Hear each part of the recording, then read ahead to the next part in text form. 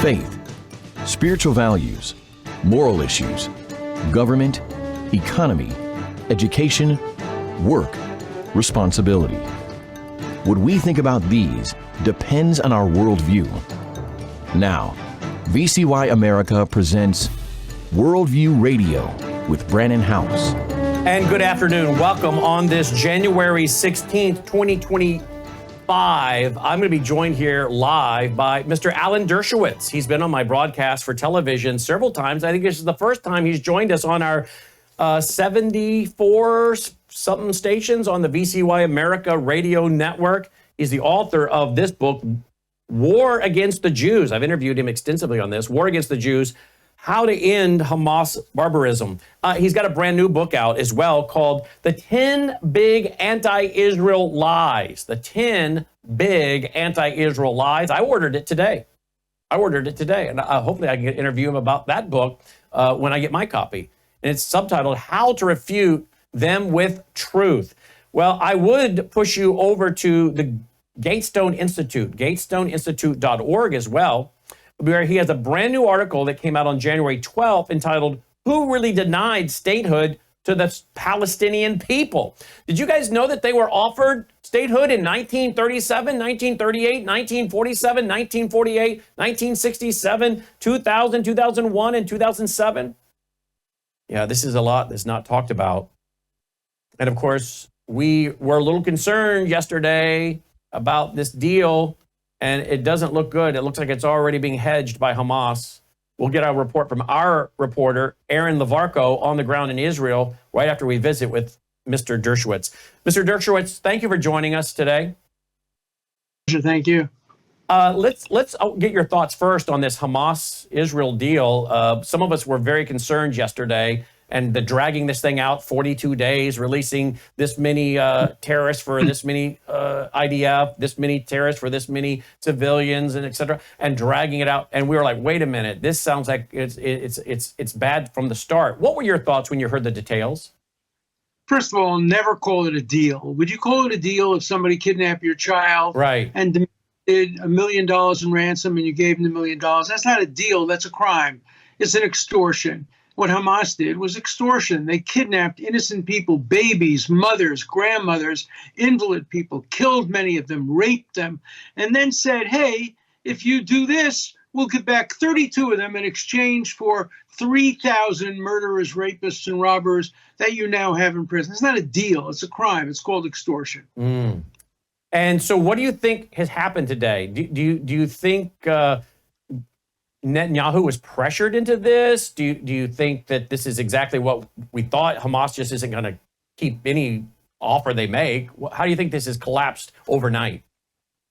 Well, I think Trump's being the president made Hamas understand that hell would pay if they didn't do something. And so they accepted what was on the table for many, many months previously. Look, it's not a good deal for Israel. It's a good deal for the hostages and for the families of the hostages, but Israel's security is endangered by this deal.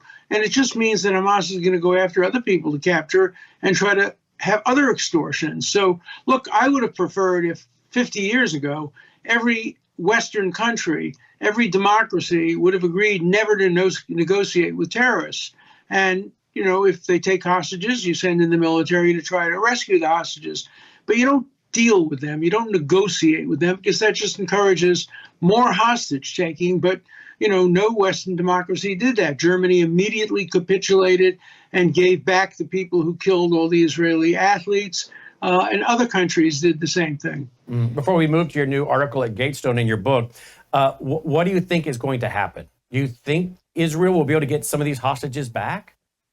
I think so. I think probably the initial phase will go through. It may take a change of government in Israel because two of the extremists in the Israeli cabinet have said no, but I think the first phase will go through. But then Hamas will break the deal. Remember, there was a ceasefire on October 6th, and Hamas violated it, and Hezbollah violated it, and Iran violated it. So why should we believe that any of them would accept it? Certainly they're not moral. They're not going to do it because it's right or because they agreed to do it. They would only do it if it's in their self-interest. And so we have to make sure it's in their self-interest. And I think President Trump should make it clear to Iran that if Hamas and Hezbollah don't accept the terms of and comply with the terms of the ceasefire, the United States will take action, if no more than just allowing Israel to do what it's capable of doing, and that is destroying the rest of Hamas, Hezbollah, and perhaps Iran's nuclear arsenal. Let's flip to your article over at GatesstoneInstitute.org.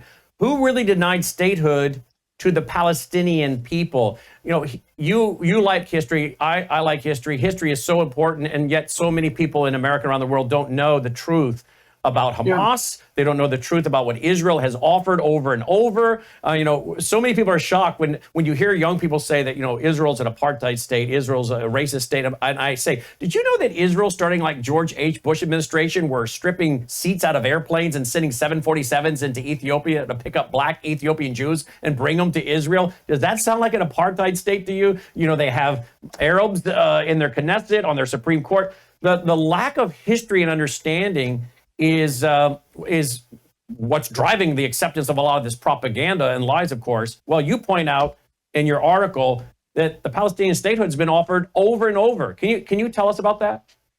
Sure. In 1937, 1938, the head of the Palestinians, Haj al-Husseini, came and spoke, and they said, we'll offer you a state.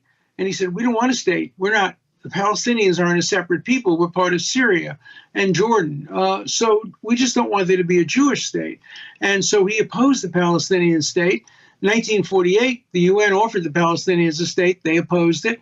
In 1967, the Israelis offered to withdraw from Jordan and create a Palestinian state. They opposed it. 2001, Bill Clinton offered them a state. They opposed it. And Clinton wrote an article saying, why should anybody accept their claim to a state now? They had turned it down. They could have gotten 96% plus 4% of Israel in exchange for nothing, just recognizing Israel's right to exist. And they turned it down. They got an even better offer in 2007. They turned it down. This is the weakest case for statehood of any group in the world. The Kurds never were offered a state. There are more of them. They have a distinct culture. They have never been offered a state. There are no demonstrations for them. There are no demonstrations today on college campuses in Sudan, where we learn today that the Sudanese army is using poison weapons and gas and chemicals against black people. Are there any black people demonstrating in the United States against Sudan? No. Did anybody demonstrate against Syria when they were killing hundreds of thousands of people? This is international anti-Semitism at its worst. Israel is among nations, and the world, as it did in the 1930s and 1940s, is turning against the Jewish people and the Jewish nation. Thankfully, the Jewish people and the Jewish nation today have the ability to fight back. You know, it says in the Psalms of David that the good Lord will give the Jewish people strength, and only then will there be peace. Peace through strength. Trump understands that, I think, better than Biden did. And I know Genesis 12 says, I'll bless those who bless you, I'll curse those who curse you. And I'm very concerned, Mr. Dershowitz, I'm very concerned that if Israel gets pushed into something, pressured into something by America on a two-state solution that divides Israel, I'm very concerned for the repercussions on our own nation. What are your thoughts? No, I agree with you. First of all, it'll have repercussions for China and Taiwan. It'll have repercussions all over the world. And it'll have repercussions for the strength of the United States. The United States must stand strongly behind Israel and allow it to dismantle Iran's nuclear arsenal, because otherwise that arsenal could be easily directed at American interests abroad and even in the homeland.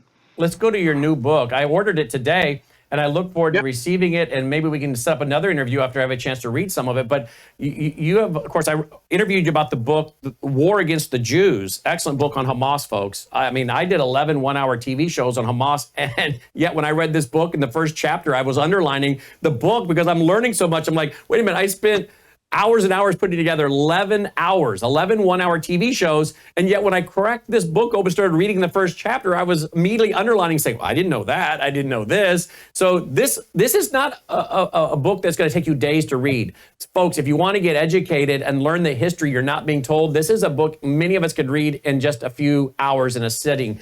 The War Against the Jews. The latest one that I look forward to reading is the newest one, The 10 Big Anti-Israel Lies, How to Refute them with Truth. Could you give us one or two before we let you go? Israel is the least colonialist state in the history of the Middle East. It was people who have roots in Israel coming back and legally establishing a state. They fought against the colonialists. They beat the colonialists. The other countries in the region, Syria and Iraq and Jordan, were all set up by colonialist regimes. You want to talk about a colonialist state? Talk about New Zealand. Here you had Europeans by force killing the Maoris, taking over their country, creating a fake treaty, and then living as Western Europeans on an island. That's colonialism. What Israel is the opposite of colonialism. I mean, that's so clear. And then, of course, I debunked the Palestinian state business and also debunked the fact that Israel has committed genocide. Israel has had a better record of protecting civilians in Gaza than any country in the history of urban warfare, particularly using when they have used human shields. Israel's ratio is approximately, according to my calculations, 1 terrorist for every civilian killed. Even by Hamas's figures, it's only 2 civilians for every terrorist. Usually it's 7-1, 6-1 with civilians. And you know who they count as civilians? 19-year-old terrorists. They're recruited at age 13.